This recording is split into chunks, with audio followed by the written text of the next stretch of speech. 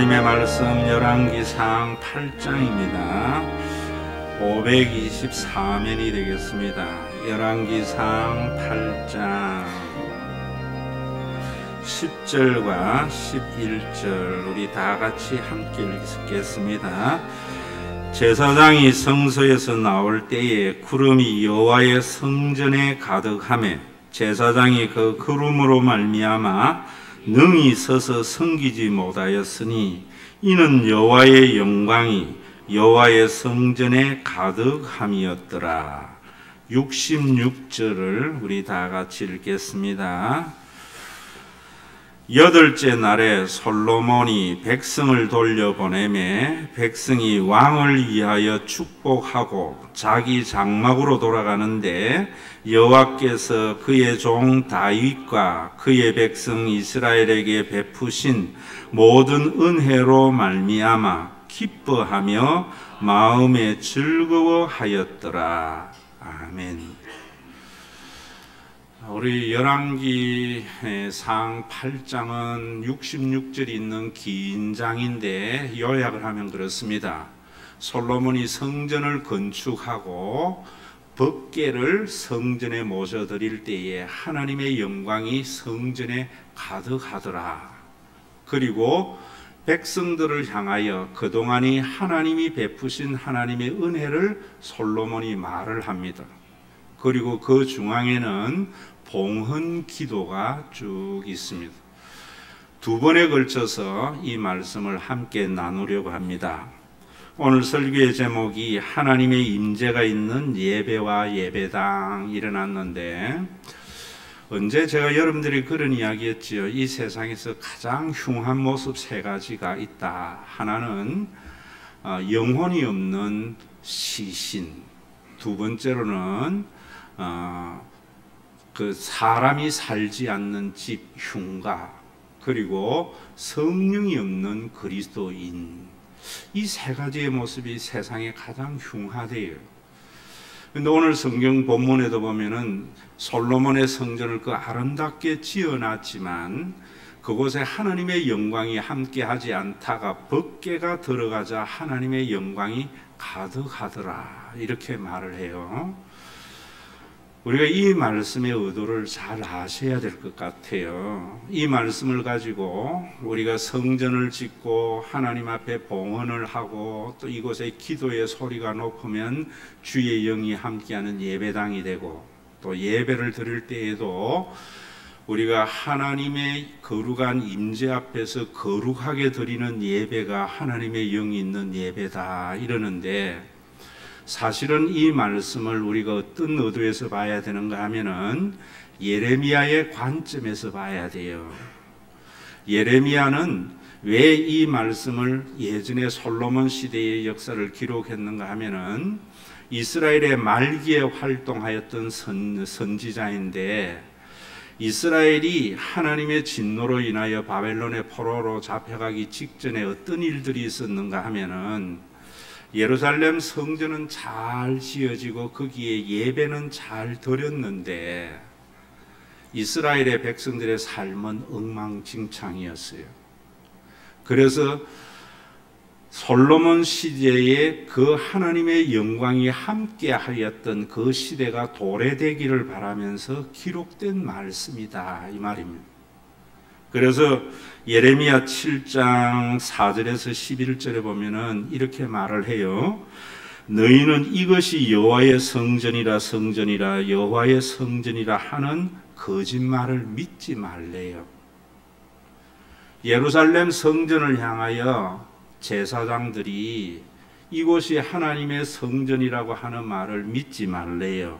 왜냐하면은 너희가 만일 길과 행위를 참으로 바르게 하여 이웃들 사이에 정의를 행하여 이방인과 고아와 가부를 압제하지 아니하며 무죄한 자의 피를 이곳에서 흘리지 아니할 때 다른 신을 섬기지 않는 거룩한 성전이 된다는 거예요. 하나님의 여호와의 거룩한 성전에서 드리는 제사에 솔로몬 시대와 같이 하나님의 임재가 있는 성전이 되고 제사가 되려면은 이웃 사이에 정의를 행하라는 거예요. 그 정의는 이방인과 과부와 고아들을 압제하지 아니하는 거예요. 무죄한 자의 피를 흘리지 않는 것이 정의를 행함이라 그래요. 그래야 너희들이 이 땅에서 영원토록 거하게 되리라 라고 말을 하면서 무익한 거짓말을 하는 것을 거짓말을 의존하도다 라고 말하면서 너희가 도둑질하며 살인하며 간음하며 거짓 맹세하며 바알에게 분향한다. 그래 놔놓고 내 집이라 내 이름으로 일컫는 이 집에 들어와서 내 앞에 서서 말하기를 우리가 구원을 얻었나이다 한다. 너희가 온갖 도적질, 온갖 가난한 사람 압제해놔 놓고 성전에 와서 제사를 드리면서 우리는 구원을 얻었다 한다. 이런 가증한 일을 행한다 라고 말을 하는 거예요. 그러한 일을 행하는 너희들에게 솔로몬 시절에 성전을 짓고 법궤를 드렸을 때 하나님의 영광이 그 속에 가득하였던 것을 기억하라. 과연 오늘날 예루살렘 성전에 하나님의 영광이 함께 하는지, 너희가 드리는 그 제사를 하나님이 받으시는 건지, 그래서 너희들은 그 제사를 드리고 난 뒤에 우리는 구원을 얻었다라고 하는 그런 말을 할 수 있는지, 내가 볼 때에 너희들은 도둑의 소굴이다 이렇게 말해요. 오늘날도 여러분 우리가 이런 말에 참 깊이 생각을 해봐야 돼요. 예배당을 성전이라고 하고 이것은 하나님이 거하시는 집이다. 예배는 하나님의 임재가 있는데 여러분들이 거룩하게 드려야 된다. 우리는 이렇게 이야기를 하면서 예배당에 함부로 대해서는 안 된다. 예배에 함부로 드려서는 안 된다 하면서 과연 이웃에 대하여 정의를 행하고 있는지, 교회에 다니는 많은 사람들이 우리는 구원을 얻었다라고 하는 그런 기쁨의 찬양이 있는지 생각해 봐야 돼요. 예수님의 당시에도 예루살렘 성전을 46년 동안 지어져 가고 있었고 1세기의 고대 문헌에는 예루살렘 성전을 보지 못한 자는 이 지상에서 아름다운 건물을 보았다고 말할 수 없다라고 할 만큼 거룩한 성전은 지어져 가는데, 우리가 요한복음 강의할 때도 말씀을 드렸지만은 그 성전을 향하여 예수님은 내가 허물어 버리겠다. 그리고 3일 만에 성전을 짓겠다 이랬다고요.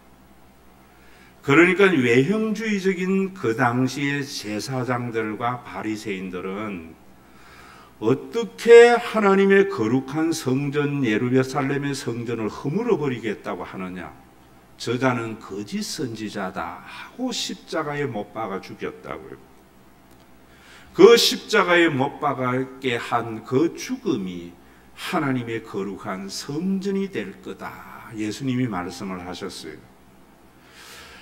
원래 성경의 신약 성경을 대부분 기록하고 있는 바울은요, 당대의 제사장들이나 바리새인들과 같이 돌로 지은 예배당을 허물어 버리겠다고 하는 예수는 거짓 선지자라고 생각을 하였다가 성령이 임하여서 이루어진 초대 교회를 보고는요, 하나님이 임재하시는 교회는, 성전은 내가 생각했던 그런 건물에 있는 것도 아니고 짐승을 잡아들이는 제사에 있는 것도 아니다 하는 것을 알고는 에베소 2장에 이런 말을 합니다.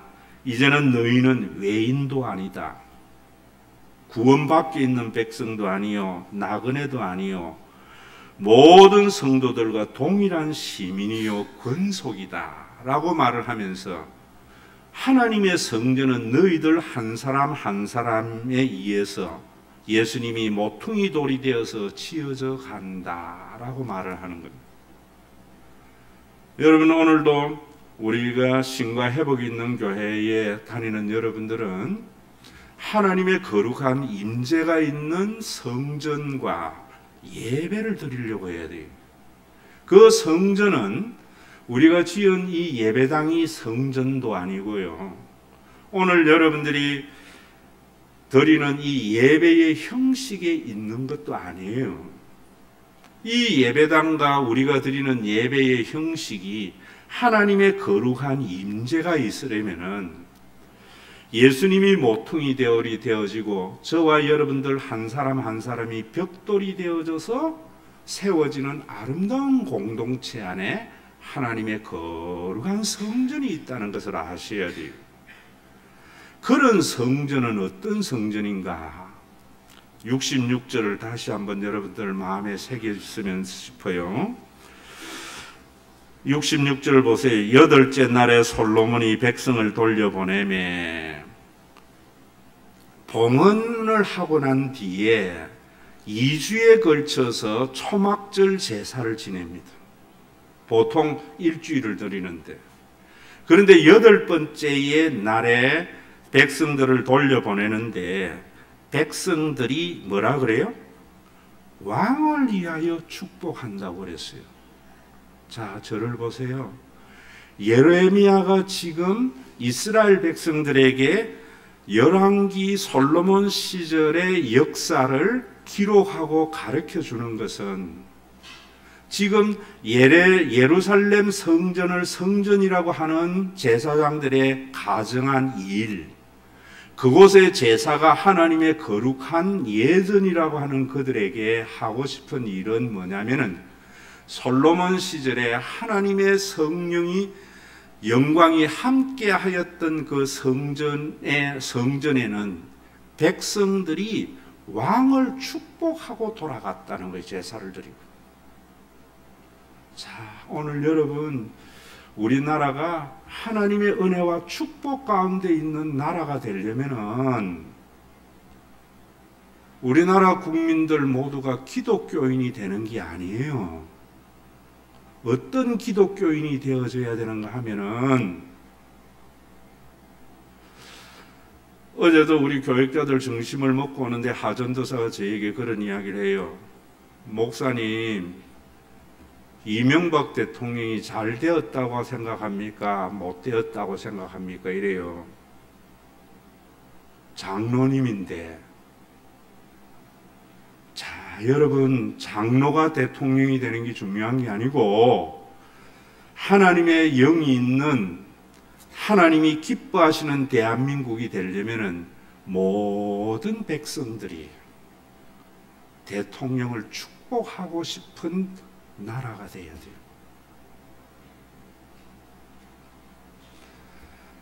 오늘 예레미야가 하고 싶은 이야기가 그 말이에요.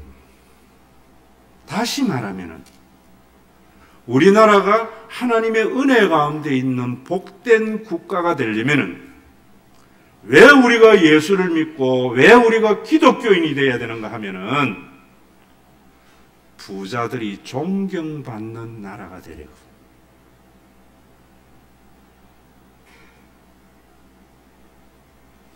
그래야 너희가 준 땅에서 너희가 보존되리라 라고 말을 하는 거예요. 지금 우리나라가 과연 부자들이 존경받는 나라입니까? 장로가 대통령이 되었을 때에는 존경받는 대통령이 된 겁니까? 왜 이것 때문에 열왕기를 보는 거예요? 그런데 한 가지, 세상은요, 부자가 존경받지 못하는 것이 세상입니다. 교회는 세상과 달라야죠. 교회가 세상과 다른 것은 뭐냐면은 세상은 부자들이 처부수어야 할 대상이라면은 교회는 부자가 존경받는 곳이어야 돼요.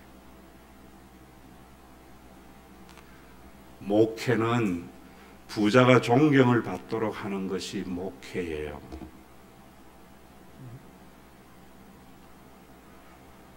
하나님의 나라는 의와 평강과 희락이라고 했어요.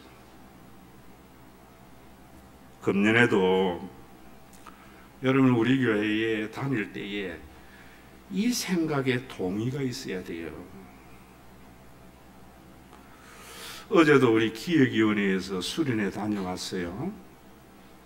답사를 다녀왔어요. 8월 15일을 중심으로 해서 2박 3일 갔는데 이번에는 지리산의 가장 청정지역이고 시원한 곳이 북쪽으로는 뱀사골이고 남쪽으로는 피악골이에요. 뱀사골로 가려고 그래요.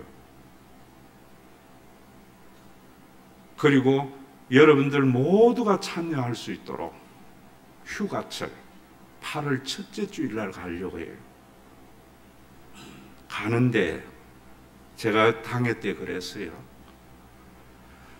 이번 여름 수양에는 우리 교회에 좀 여유가 있는 분들이 버스도 내고 장소 대여도 하고 좀 많이 내어서 좀 힘든 사람들은 그저 자기 밥값만 내도 갈 수 있는 그런 수양회 한번 만들어 보세요.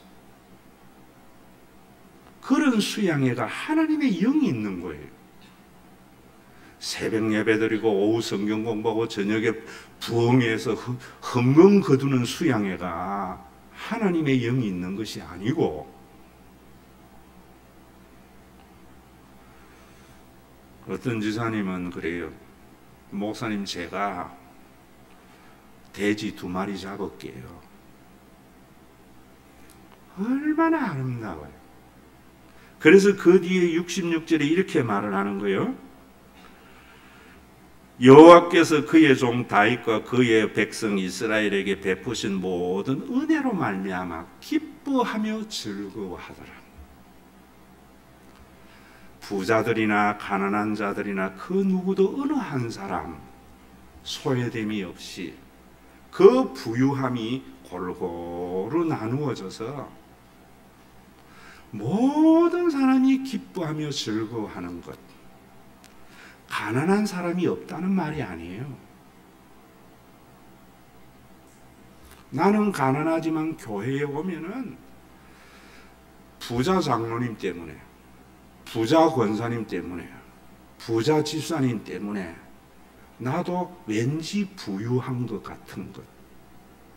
그런 교회가 하나님의 영이 있는 교회라는 거예요. 이 말씀을 예레미야가 그냥 하는 이야기가 아니에요. 예레미야가 그 시대를 보면서 그냥 하는 이야기는 비판이에요. 신명기의 말씀을 가지고 그 신명기의 관점으로 열왕기를 말하고 있는 거예요.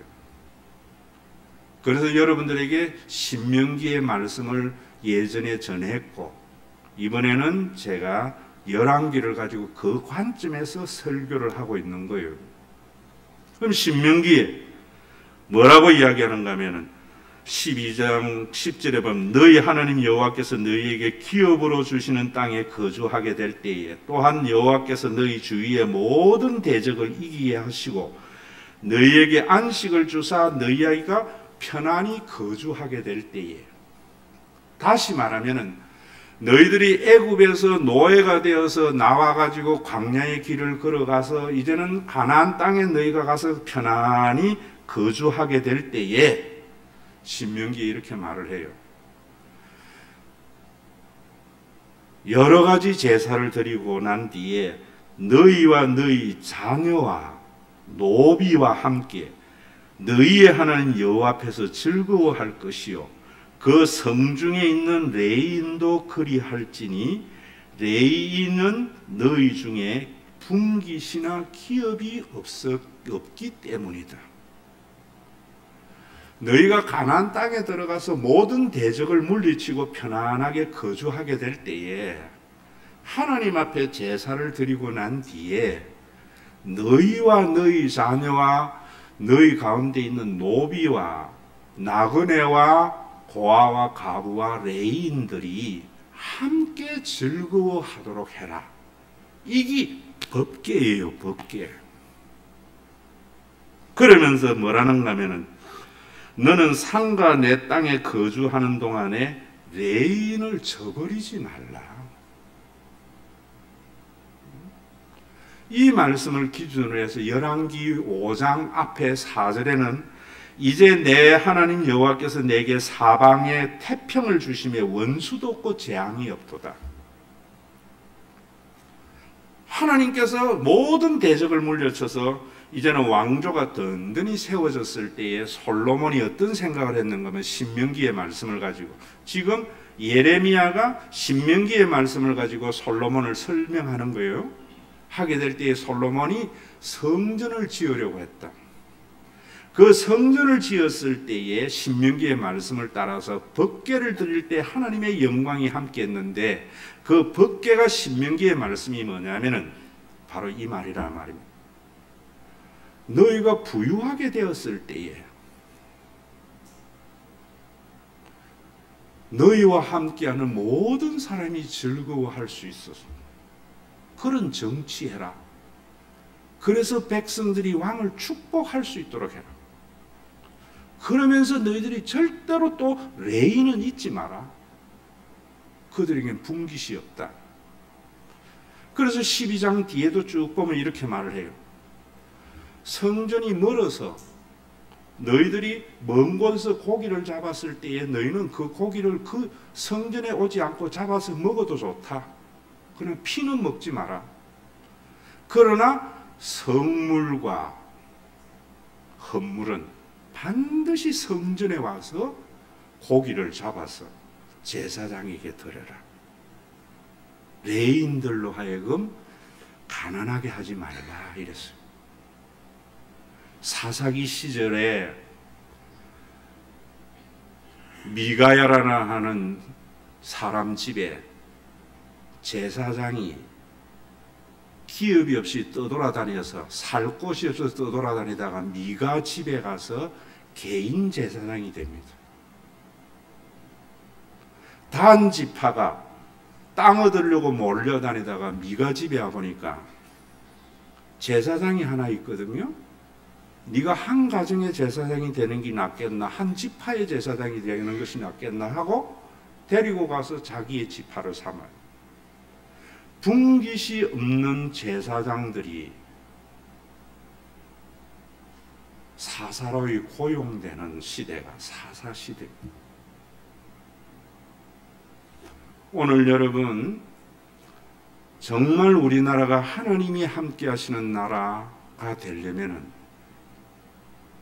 대통령이나 국회의원이나 부자들이 백성들이 정말 축복하고 싶은 그런 나라가 되는 것이 우리가 전도의 목적이고 선교의 목적이에요.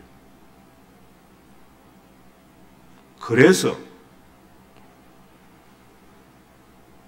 부자들이 존경받는 그런 나라. 그러면서 또 한 가지 우리가 생각해야 되는 것이, 여러분 교역자들에게 잘해야 돼요. 제가 신학교를 졸업할 때에는요, 제 동기들 중에 사모가 약사도 있었고 교사도 있었고 간호사도 있었는데, 교육 전도사 시절까지는 사모들이 일을 했지만 풀타임 전인 사역자가 되면은 그만둬야 돼요. 사모가 일을 하면은 뽑지를 안 했어요. 왜? 분깃이 없는 자들이 왜 자기의 분깃을 가지려고 하느냐. 세월이 흘러 이제 와서는요, 교역자들의 사모가 전문직을 가지고 있는 것을 좋아해요. 왜? 교회가 부담이 없대요.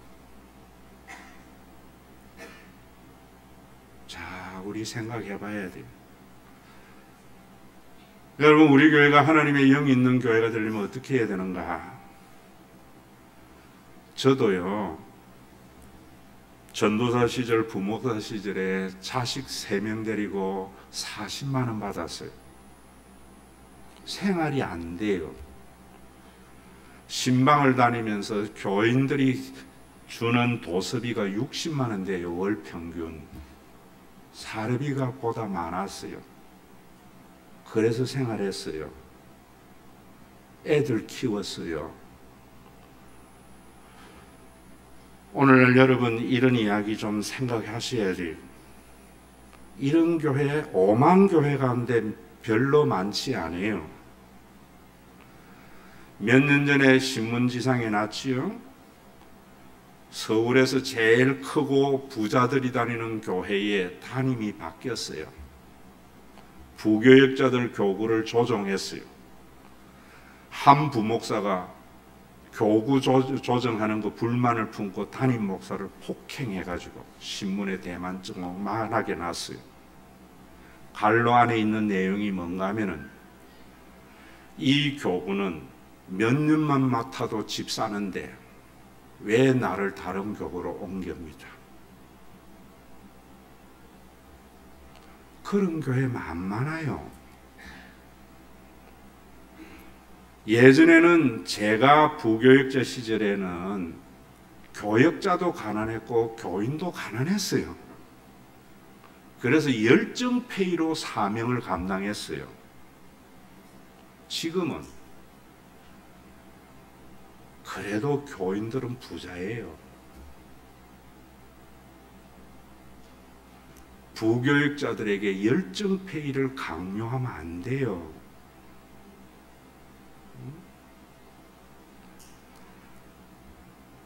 제가 아는 목사님 큰 교회인데 은퇴하는데 8억짜리 사택 주고 5억 퇴직금 주고 한 달에 600만 원 생활비 드리고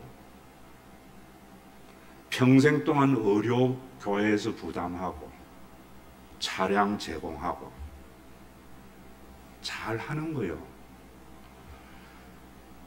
자랑 삼아서 내가 후임 목사에게는 얼마 드리는데요 하니까 훈련해야지 370만 원 준대요.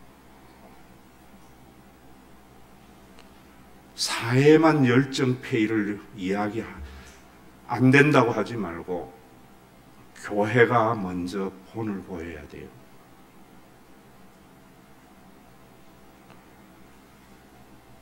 저도 나이가 들어서 어디 가서 자랑 가난한 교회 담임하는 목사들은 내가 비용 다 대줘요. 그게 자랑이 되고 그게 하나님이 큰 교회를 맡기신 목적이에요. 오늘 여러분 하나님의 영이 함께하는 교회, 하나님의 영이 있는 대한민국 어떤 교회여야 되나? 우리 교회 부목사님 재직회 여러분 이번에 하면 아시겠지만은 연봉이 3천만 원이에요. 하전도사 자식 4명인데 2,500만 원이에요. 예수 그리스도가 이루신 그 구원을 여러분들이 가족이라고 생각 한번 해보시라고.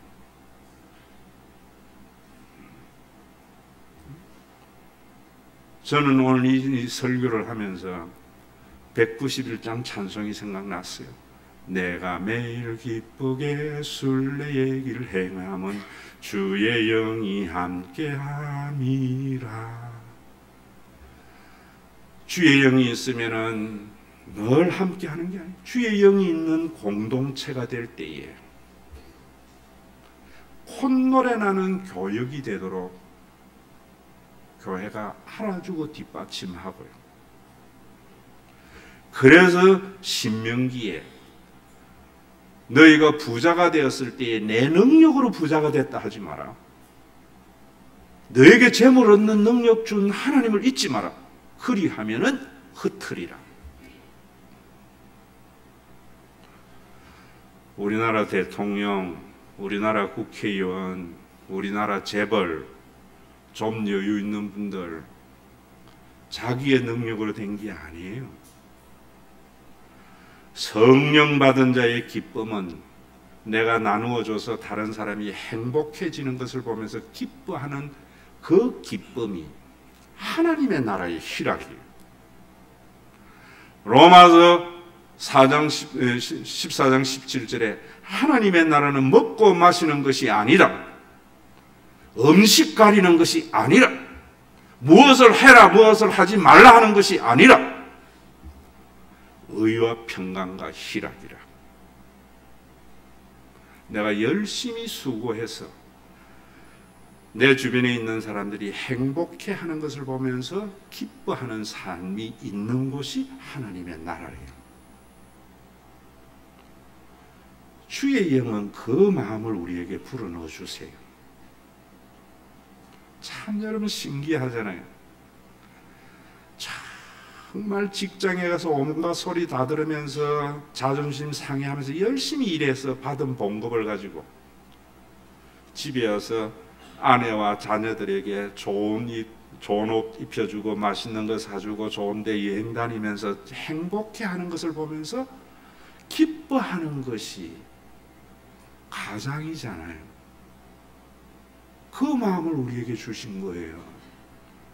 교회가 이 영성을 회복해야 되는 겁니다. 장로님 대통령이 되는 것이 중요한 게 아니고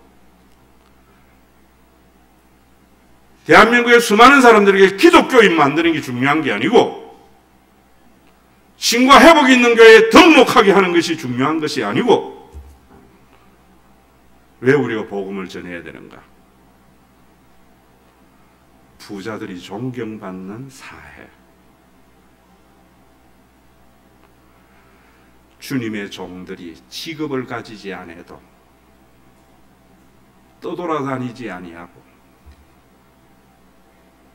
순례의 길을 행함이 주의 영이 함께함이라고 찬송할 수 있도록 오늘 예레미야가 솔로몬의 성전에 법궤를 드리고 모든 백성이 기뻐하며 즐거워하며 왕을 축복한다는 것으로 결론을 맺는 이유가 그곳에 있어요. 우리 신과 회복 있는 교회는 어떤 교회여야 되는가?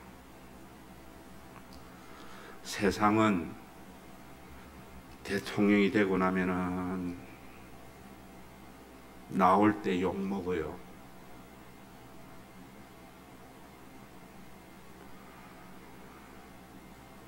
우리 사회가 사회 지도층이 존경받는 사회가 되려면 없는 사람이 그들을 정말 축복하고 싶어 해야 돼요. 우리 교회가 주의 영이 있는 교회가 되려면 우리 교회의 부교육자들이 어깨 춤추면서 사역할 수 있도록 우리 교회의 가난한 사람들이 교회에 오면 왠지 부자가 된 것과 같은 마음이 들도록 찬양합시다. 191장. 아버지는 세상에는 자기의 높음과 많은 소득을 자랑합니다. 우리가 복음을 전해야 할 이유는 그들이 자기의 소득이 많음을 자랑하는 것이 아니라 11조가 많음을 자랑하는 사람이 되도록, 자기의 자리의 높음을 자랑하는 것이 아니라 높은 자리에 앉게 하신 하나님의 은혜를 자랑하는 사람이 되도록 주의 영이 함께하는 예물이 되게 하여 주셔서 내 능력으로 이 재물을 얻었다 하지 말라. 하나님께서 재물을 얻는 능력을 주셨느니라. 이 능력으로 재물을 얻었다 할 때 너의 평안을 내가 빼앗으리라. 주님의 경고의 말씀, 헌금함에 손을 넣을 때마다 새겨지는 말씀이 되게 하여 주시옵소서. 우리 교회는 부자들이 존경을 받는 교회가 되게 하시고, 그래서 가난한 자들이 교회에 오면 왠지 부자가 된 것 같은 마음이 들어서 내가 매일 기쁘게 순례의 길을 행하면 주의 영이 함께함이라고 찬양하는 교회 되게 하시고,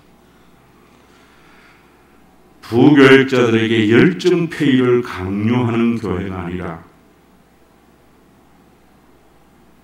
부유함을 함께 나눔으로 말미암아 내가 매일 기쁘게 순례의 길 행하면 주의 팔이 나를 안보함이라고 하는 입술의 찬양이 절로 나오는 교회 되게 하여 주시옵소서. 예수님의 이름으로 기도드리옵나이다. 아멘. 우리 주 예수 그리스도의 은혜와 하나님 아버지의 살아가심과 성령님의 감동하심이 부자가 존경받는 교회가 되고 사회 지도층과 부자가 존경받는 이 나라가 되기를 원하는 믿음의 권속들과 주님의 몸된 교회이 이제로부터 영원토록 항상 함께 계실지어다.